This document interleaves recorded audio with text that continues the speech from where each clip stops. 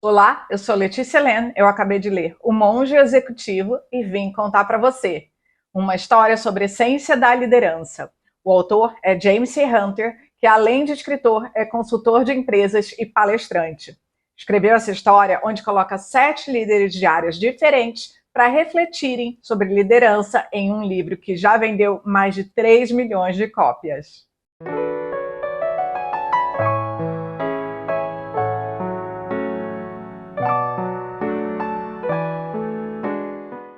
Um super ocupado gerente geral de uma indústria, John Daly, se vê enrolado não só com os relacionamentos no trabalho, como também em casa com a esposa e os filhos.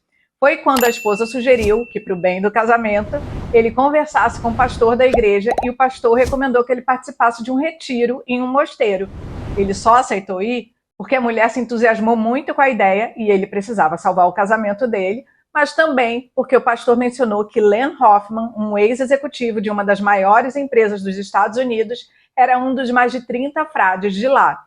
Então John achou que seria uma ótima oportunidade poder conversar com esse executivo sobre os problemas que ele enfrentava.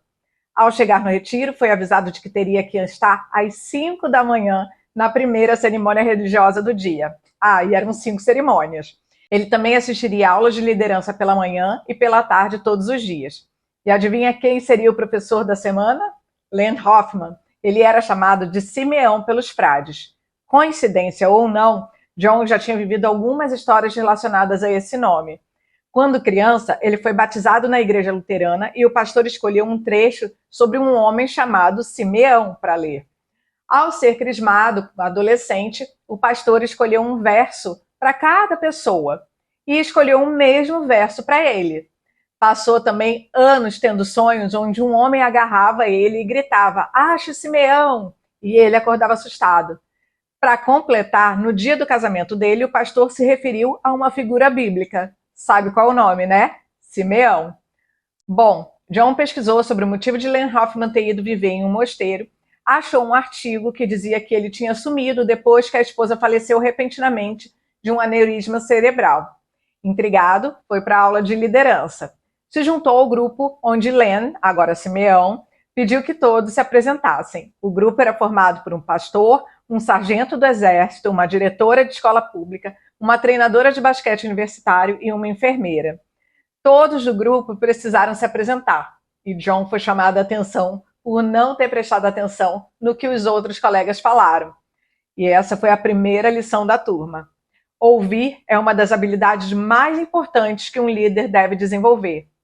Todos deveriam, durante essa semana que passariam juntos, refletir sobre a responsabilidade que assumiram quando optaram por ser líderes. E isso não se refere apenas ao ambiente corporativo, mas em casa, como pais, cônjuge, treinador, professor, o que seja.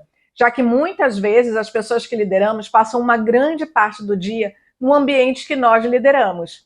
E ele termina a primeira aula com a definição de que liderança é a habilidade de influenciar pessoas para trabalharem entusiasticamente visando atingir um objetivo identificado como sendo para o bem comum. Mas como levar as pessoas a fazerem o que a gente quer? Compreendendo a diferença entre poder e autoridade. Então ele fala que poder é forçar, coagir, e autoridade é quando as pessoas fazem as coisas de boa vontade por causa da sua influência pessoal. Foi pedido em outro dia que eles listassem as principais qualidades de pessoas que têm autoridade. E as principais características foram honestidade, confiabilidade, bom exemplo, ser cuidadoso, comprometido, bom ouvinte, respeitoso, encorajador, entusiasta, positivo e precisava gostar de pessoas. Então, o Simeão diz que tudo isso é comportamento e que comportamento é uma escolha. Quais comportamentos a gente escolhe ter em nossas vidas? Lembrando que a gente precisa prestar atenção nesses comportamentos se a gente quer ter bons relacionamentos com quem a gente lidera e que sem pessoas não há negócios. Relacionamentos saudáveis com clientes, empregados, donos, fornecedores asseguram um negócio saudável. De acordo com pesquisas, o que as pessoas mais esperam de seus líderes não é dinheiro, é poder contribuir para o sucesso da organização. John tinha conseguido autorização para se encontrar com Simeão antes da primeira cerimônia do dia, todos os dias. e Simeão sempre perguntava o que ele estava aprendendo com a experiência no mosteiro. Ele nunca dizia nada muito relevante, mas Simeão disse que tinha observado como ele era um péssimo ouvinte. Interrompia quando os outros falavam e passava assim uma imagem negativa. Mostrava que não estava realmente prestando atenção ao que os outros diziam, porque ele estava pensando no que dizer, e, portanto, também não valorizava a opinião do outro. E ainda faz todo mundo acreditar que a opinião dele é mais importante que a do outro. Se você respeita o outro de verdade, deve mostrar através das suas ações. Então, ao ouvir, a gente valoriza o outro. Mas algumas vezes a gente é desafiado também, né? E aí a gente tem que tomar cuidado para não ficar na defensiva. Exponha claramente a sua opinião sobre as coisas, mas de forma gentil. Outra característica importante de um líder é ser flexível, já que cada pessoa apresenta necessidades diferentes, como com os filhos, que a gente precisa ter estilos diferentes de tratamento para educar cada um deles, né? Então a enfermeira lembra que, de acordo com a pirâmide de Maslow, todas as pessoas, depois de terem suas necessidades básicas atendidas, precisam também se sentir amadas, precisam se sentir parte de um grupo e em seguida serem valorizados, tratados com apreciação, respeito e encorajamento. No início de mais um dia, John e Simeão se encontraram de novo. Simeão perguntava o que ele tinha aprendido, mas ele não respondeu e reclamou que o militar do grupo costumava ser grosseiro, desafiar todo mundo durante as aulas, que isso trazia um clima muito ruim para as aulas. Simeão respondeu que rezava para que pessoas assim assistissem suas aulas, porque era muito importante ter pessoas com opiniões contrárias às nossas. John lembrou que uma vez seu chefe disse que se não tivesse pessoas pensando de forma diferente em uma empresa, ela com certeza estaria em desequilíbrio, e acrescentou: se em uma reunião com 10 executivos, 10 concordarem com tudo, provavelmente 9 são desnecessários. Simeão continuou a conversa dizendo que não falaria mais sobre o militar longe da presença dele, tentava não falar negativamente de pessoas que não estavam presentes e ainda era contra julgar as pessoas precipitadamente. No início de mais uma aula, a diretora da escola perguntou quem seria o maior líder de todos os tempos. E Simeão respondeu de imediato que seria Jesus, já que ele construiu influência sobre as pessoas de tal forma que mudou o mundo. Nesse século poderiam citar Gandhi, que serviu a uma causa e influenciou o Império Britânico para a independência da Índia, Martin Luther King, que ganhou o Nobel da Paz influenciando a legislação dos direitos civis em 1964 nos Estados Unidos, tudo sem recorrer à violência ou poder. E não deixam de mencionar Madre Teresa de Calcutá, que serviu e influenciou o mundo pela sua entrega a uma causa com os menos favorecidos. Esse é um dos papéis mais importantes da liderança, servir, ou seja, identificar e satisfazer as necessidades legítimas. Não é dar o que se quer, mas o que é necessário. Um ponto em comum desses grandes líderes era o amor. Ensinavam que precisavam amar incondicionalmente. Mas como amar o próximo quando o próximo é uma pessoa ruim? Como amar um criminoso, por exemplo? Pois Simeão explica que todos nós confundimos sentimentos com ações. No dicionário encontramos 3 definições para amor: forte afeição, ligação calorosa e atração baseada em sentimentos sexuais. Como o Novo Testamento foi escrito originalmente em grego, temos que lembrar que os gregos usavam várias palavras diferentes para descrever amor. Por exemplo, uma das palavras usada era eros, que vem de erótico. Outra é estorger, que é a afeição pelos amigos e membros da família. E também tem a palavra philos, que vem de fraternidade, de fazer o bem ao outro. Mas a última definição é ágape, que vem de amor incondicional, aquele que não exige nada em troca. No Novo Testamento, Jesus usa essa última definição de amor ágape, que vem de comportamento, não de sentimento. Vem de se comportar bem em relação às pessoas. Porque a gente não pode controlar o que a gente sente pelos outros, ainda mais por pessoas que fazem o mal. Mas a gente pode controlar o nosso comportamento em relação a essas pessoas. Então, quando nos referimos à passagem bíblica de que o amor é paciente, bom e suporta todas as coisas, estamos falando em ser pacientes, bondosos, humildes, respeitosos, generosos. E tudo isso é o quê? Sentimento ou comportamento? São comportamentos, e os mesmos comportamentos que se deve ter um líder.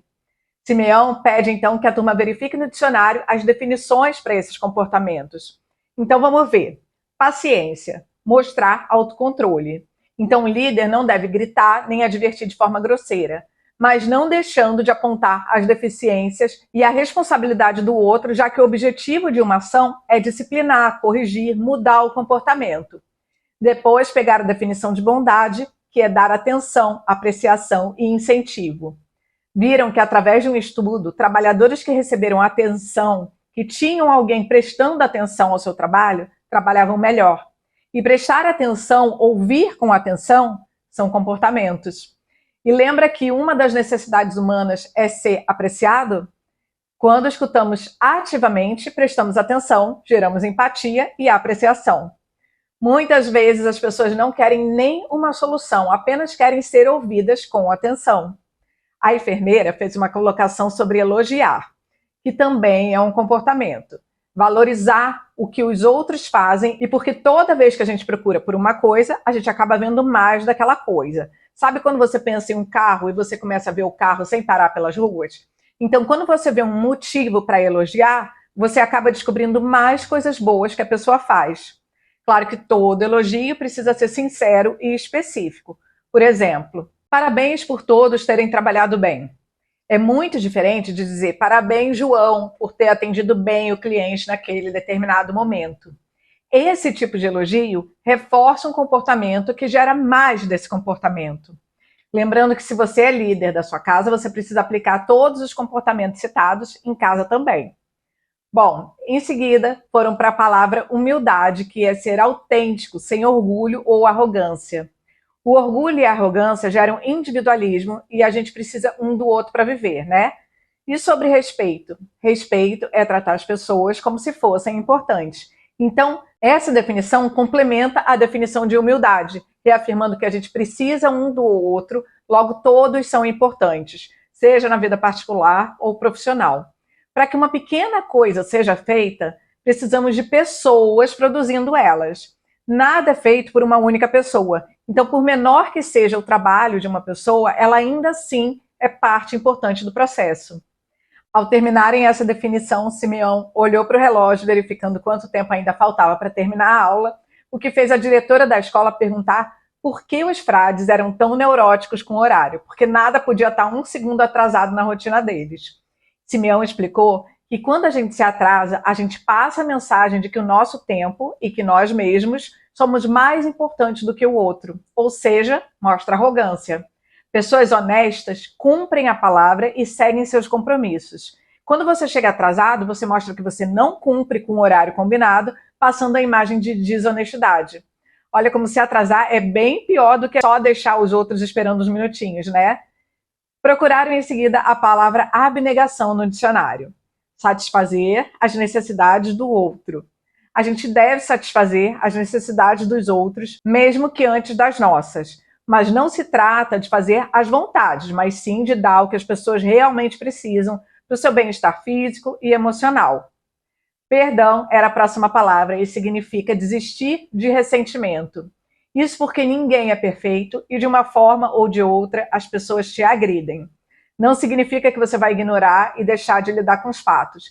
Lide com o acontecimento de forma afirmativa, honesta e respeitosa. E, em seguida, se desapegue dos ressentimentos. A qualidade que o grupo colocou no topo da lista de que um líder deveria ter era honestidade, que tem a definição de livre de engano. Honestidade é esclarecer as expectativas, tornando as pessoas responsáveis, dando retorno bom ou ruim de forma firme e justa, trazendo a verdade a todo custo. O pastor acrescentou que o primeiro chefe dele dizia que líderes que não estabelecem altos padrões de responsabilidade de seus empregados e não exigem isso deles são ladrões e mentirosos, na medida que estão roubando de quem os paga para fazerem o seu melhor. Não fazer o seu melhor é ser desonesto, é não ter compromisso. Se comprometer a ser um bom líder não é tarefa fácil. Um verdadeiro líder é aquele que se doa aos agressivos e aos arrogantes. Amam, se doam e servem pessoas que não gostam.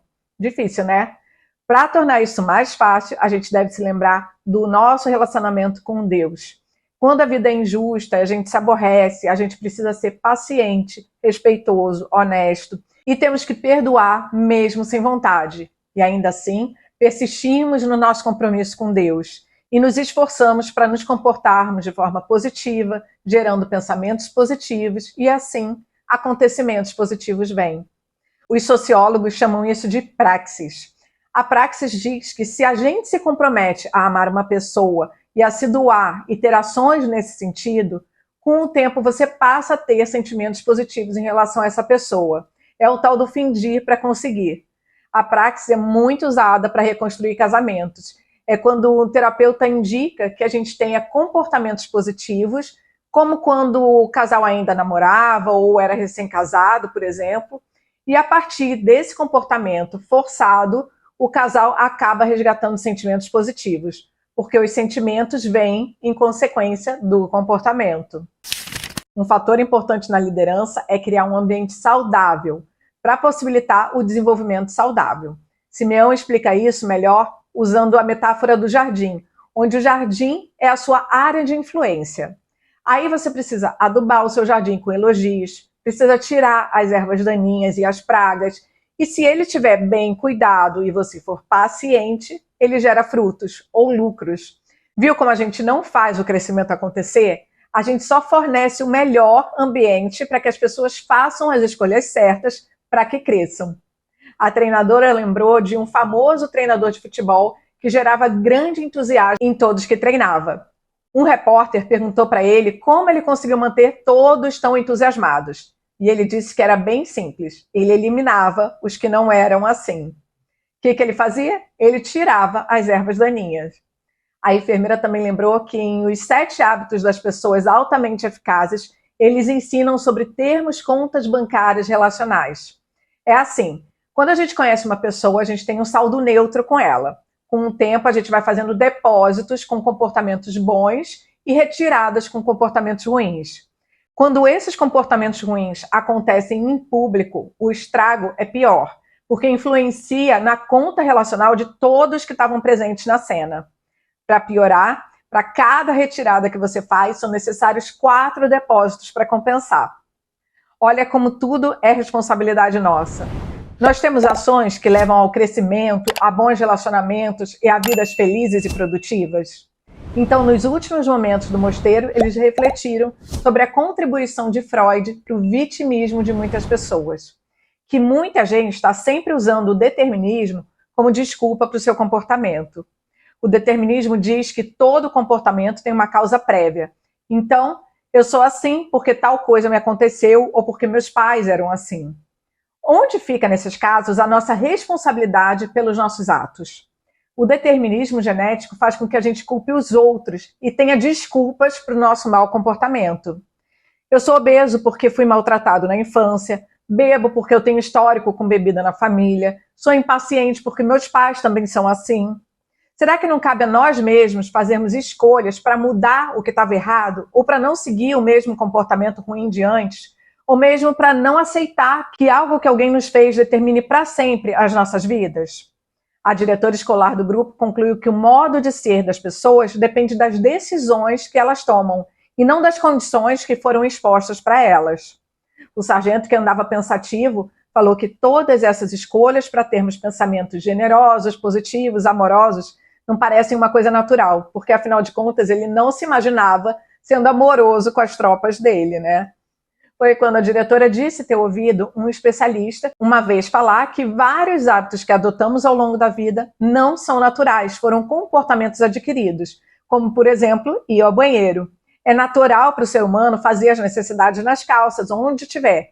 Por isso a criança faz assim. Então ela é treinada a ir ao banheiro, a tirar a roupa e tal. E com o treinamento passa a ser natural. E que então isso vale para escovar os dentes, para aprender a ler e escrever ou qualquer outra habilidade. Então disciplina tem a ver com treinar um comportamento para que ele se torne natural e se torne um hábito. E o ser humano gosta de manter hábitos, mas você precisa primeiro tornar eles comportamentos naturais. Simeão apresentou um quadro com 4 estágios necessários para a aquisição de um novo hábito. Primeiro, você é inconsciente e sem habilidade. Você ignora o comportamento. Tipo quando a gente vai aprender a ler. A gente não tem consciência de estar fazendo aquilo e de estar despreparado. No estágio 2, você é consciente e sem habilidade. Começou a aprender, mas ainda não é natural para você aquele comportamento. Em seguida, você se torna consciente e habilidoso, quando você já está confortável com um novo hábito. E por fim, você se torna inconsciente e habilidoso. Aí você não precisa mais pensar quando faz, é automático, natural. No caso de um bom líder, é quando ele não precisa mais tentar ser um bom líder, ele simplesmente é. Então, tudo é parte de um esforço disciplinado que gera uma recompensa. Porque olha o quanto você precisa se esforçar para se tornar esse bom líder que eles mencionam. Vale a pena tudo isso? Para que a gente vai fazer isso? Pelos prêmios que esse esforço traz, como realizar algo, viver de forma que seu caráter seja reconhecido, a convicção de saber quem você verdadeiramente é e que você está em sintonia com os princípios da vida, por se tornar uma pessoa centrada, menos egoísta e que consegue compartilhar o seu melhor com os outros. A alegria é consequência da sua doação. Quando você ajuda alguém, você se sente recompensado e feliz com você mesmo. O pregador falou para o grupo que quando Jesus disse amai-vos uns aos outros como eu vos amei, ele sabia que haveria alegria em amar, em se doar ao próximo. Finalizaram os dias no mosteiro com o sentimento de que deram pequenos passos em direção a uma vida completamente diferente, onde vão encontrar amor nas pessoas e nas coisas, onde vão encontrar amor em se doar. Claro que cientes de que precisavam se esforçar para implementar novos comportamentos. Tudo na vida deles mudaria para melhor também em seguida. Está refletindo sobre tudo isso? Quem você lidera? Que tipo de líder você é? Que pontos você pode melhorar e quais já são naturais para você? Me conta aqui nos comentários. Te vejo em um próximo vídeo. Tchau!